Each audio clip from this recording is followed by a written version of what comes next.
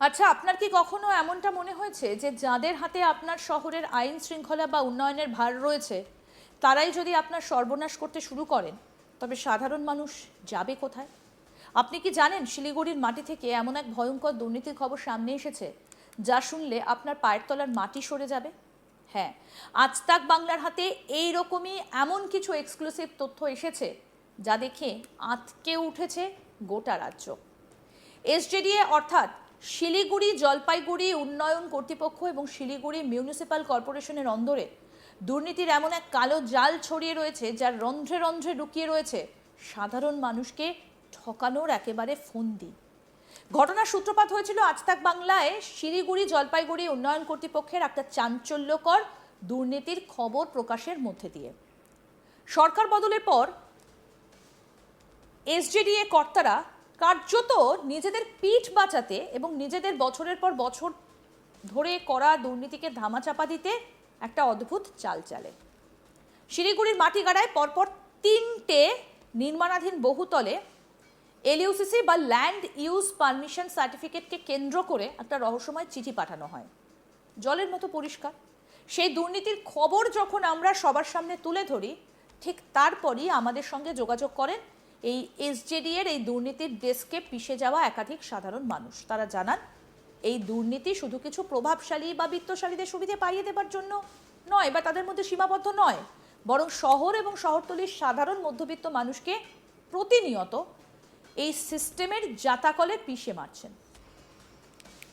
সাধারণ মানুষের জমানো টাকা, পৈতৃক সম্পত্তি সমস্ত কিছু গ্রাস করার এক অশুভ চক্রান্ত চলছে।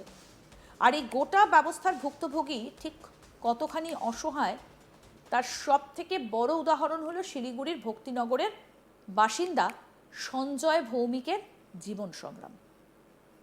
পেশায় একজন ইঞ্জিনিয়ার সঞ্জয় ভৌমিক। আপনি একবার ভেবে দেখুন, একজন ইঞ্জিনিয়ার হওয়া সত্ত্বেও তাকে কিভাবে সরকারি দপ্তরের ফাইল চাপা দেওয়ার নোংরা রাজনীতির শিকার হতে হলো। সঞ্জয়বাবুর পৈতৃক সম্পত্তি নিয়ে দীর্ঘদিন ধরে আদালতে একটা আইনি মামলা চলছে। মামলার গুরুত্ব এবং সংবেদনশীলতা বুঝে আদালত স্পষ্ট নির্দেশ দিয়েছে যে মামলার চূড়ান্ত নিষ্পত্তি না হওয়া পর্যন্ত ওই নির্দিষ্ট জমিতে কোনো ধরনের হাত দেওয়া যাবে না বা কোনো নির্মাণ কার্য করা যাবে না, যাকে আইনি পরিভাষায় বলা হয় ইনজাংশন বা স্টে অর্ডার। এখন প্রশ্ন হলো, একজন সচেতন নাগরিক হিসেবে সঞ্জয়বাবু কী করলেন? তিনি যাতে ওই জমিতে কোনো ভূমি মাফিয়া বা প্রভাবশালী চক্র জবরদস্ত করতে না পারে, তার জন্য শিলিগুড়ি মিউনিসিপ্যাল কর্পোরেশন এবং এসজেডিএ উভয় দপ্তরকে লিখিতভাবে আদালতে সেই বিধিনিষেধ বা ইনজাংশনের কথা স্পষ্টভাবে জানান। দপ্তরের সমস্ত আইনি নথিপত্র জমা দেওয়া হয় যাতে অন্ধের মতো ফাইল চালাচালি করে কেউ বেআইনিভাবে কিছু করতে না পারে। কিন্তু তারপরও ঘটনাটা ঘটলো, একটা অবিশ্বাস্য এবং শিহরণ জাগানো এই ঘটনাটা ঘটলো। কি বলছেন অভিযোগকারী, আসুন শোনাই।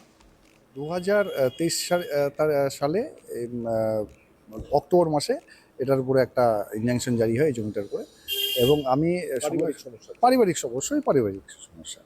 তো আমি কনসিকুয়েন্টলি সেটা লোকাল কাউন্সিলর থেকে শুরু করে, কর্পোরেশন থেকে শুরু করে, এসজিডি থেকে শুরু করে, লোকাল পিএস থেকে শুরু করে, শিলিগুড়ি মেট্রোপলিটন পুলিশ কমিশনার সবাইকে এই ব্যাপারটা অবগতি করে উইথ কপি, ইনজাংশন কপি শুদ্ধ।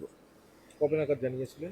এই মানে ধরুন কর্পোরেশনকে তো আমি 16 অক্টোবর 2023 জানিয়েছি, আর 13 অক্টোবর 2023 এসজিডিকে জানিয়েছি।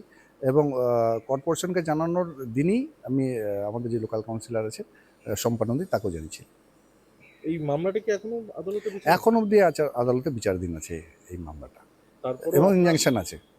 তারপরে আপনার অভিযোগ যে এসজিডি এলওসিসি এবং এসএমসি প্ল্যান পাস অদ্ভুতভাবে এসজেডিএ আপনার এলইউসিসি পাস করে দিয়েছে। বোঝাই যাচ্ছে কোনো ইনফ্লুয়েন্স ওদের মধ্যে তো ইন্টারনাল গট আপ থাকে। আর কর্পোরেশনের তো যেহেতু 47টা ওয়ার্ডের 47টা কাউন্সিলর থাকে, তো আমাদের যে লোকাল কাউন্সিলর তো সবাই জানে যে এখানে আগে কি অবস্থা হতো। নিশ্চয়ই কোনো রকম একটা নেগোসিয়েশন ছিল, ওদের নেক্সাস ছিল। আপনি কিভাবে জানতে পারলেন যে আপনার এই ইনজাংশন যে জমিতে রয়েছে সেখানে এলওসিসি এবং প্ল্যান পাস?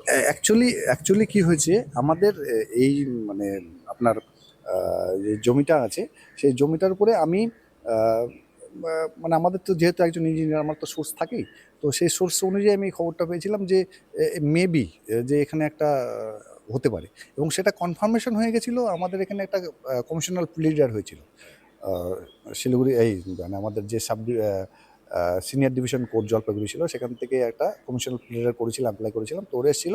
তখন অপোনেন্ট পার্টি ওটা দেখাচ্ছিল, দেখুন স্যার আমরা কর্পোরেশনের থেকে এই জিনিস পেয়েছি, যেটা বলতে প্ল্যান অ্যাপ্রুভ হয়েছে, আমার এসডিডি থেকে এলওসিসি অ্যাপ্রুভ হয়েছে, আমার টাটা ফিনান্স থেকে আমার লোন স্যাংশন হয়ে গেছে, আমার এই জমিটার উপরে মিউটেশন আছে, আমি খাজনা দিই, আমি কর্পোরেশনকে ট্যাক্স দিই।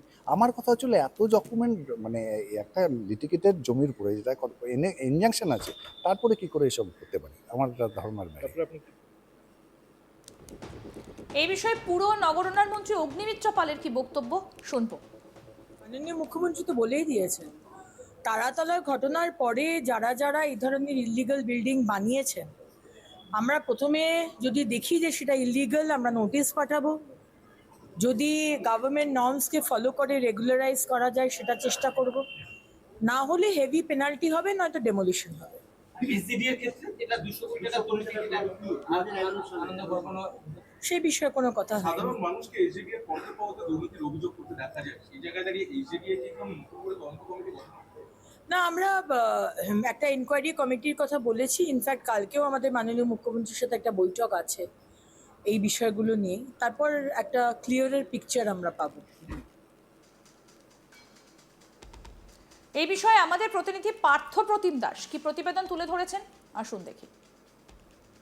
আজ তাক বাংলায় আমরা এই প্রথম খবর দেখিয়েছিলাম শিলিগুড়ি জলপাইগুড়ি উন্নয়ন কর্তৃপক্ষের দুর্নীতিকে কেন্দ্র করে। সেই খবর প্রকাশের পর সাধারণ মানুষের অভিযোগের অন্ত নেই। এবার সাধারণ মানুষই খোদ এসজেডিএ এবং শিলিগুড়ি মিউনিসিপ্যাল কর্পোরেশনের দুর্নীতি নিয়ে ভুরি ভুরি অভিযোগ করছে। তাদের মধ্যেই অন্যতম এবং উল্লেখযোগ্য শিলিগুড়ির এক বাসিন্দা। তিনি স্পষ্টত জানাচ্ছেন যে যে জমিকে কেন্দ্র করে এসজেডিএ এলইউসিসি প্রদান করেছে এবং কর্পোরেশন প্ল্যান পাস করেছে, সেই জমি আদালতে বিচারাধীন এবং আদালতের বিধি নির্দেশ রয়েছে। আইনি পরিভাষায় যাকে বলে আদালতের ইনজাংশন। সেই ইনজাংশন জারি করা জমিতেই এবার এসজেডিএ এলইউসিসি প্রদান করলো এবং কর্পোরেশন প্ল্যান পাস করলো। ঘটনা শুধুমাত্র এখানেই থেমে থাকলো না। পেশায় ইঞ্জিনিয়ার সেই ভদ্রলোকের অভিযোগ, আদালতের ইনজাংশন জারি হওয়ার পর সেই কপি সমেত এসজেডিএ এবং শিলিগুড়ি মিউনিসিপ্যাল কর্পোরেশনকে তিনি রীতিমতো লিখিত আকারে জানিয়েছিলেন যে এই জমিতে তারা যেন কোনো প্রকার কাজ না করে। কিন্তু সেই চিঠির পরও তার কোথাও একটা মনে হয় যে এসজেডিএ এই জমিতে এলইউসিসি প্রদান করেছে এবং কর্পোরেশন প্ল্যানও পাস করেছে। সেই অনুমানের ভিত্তিতেই তিনি রীতিমতো আরটিআই ফাইল করেন।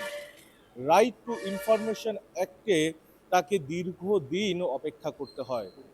দিন গড়িয়ে মাস গড়িয়ে প্রায় মাস 7-8 পর আবার আরটিআই ফাইল যখন করেন এই দপ্তরকে, তখন এসজেডিএ থেকে জানানো হয় এই ইনজাংশন জারি করা জমিতেই তারা এলইউসিসি সার্টিফিকেট প্রদান করেছে। অন্যদিকে কর্পোরেশনও সেই আরটিআই এর উত্তরে জানায় এই ইনজাংশন জারি করা জমিতে তারাও প্ল্যান পাস করেছে। এটা শুধুমাত্র একটা উদাহরণ যে এসজেডিএকে কেন্দ্র করে রীতিমতো সাধারণ মানুষের দুর্নীতির অভিযোগের শেষ নেই, সেই দুর্নীতির এক অকাট্য প্রমাণ।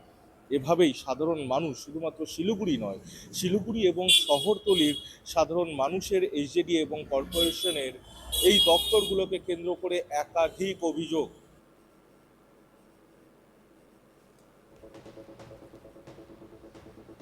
আরও আপডেট পেতে দেখতে থাকুন আজ তাক বাংলা, সাবস্ক্রাইব করুন।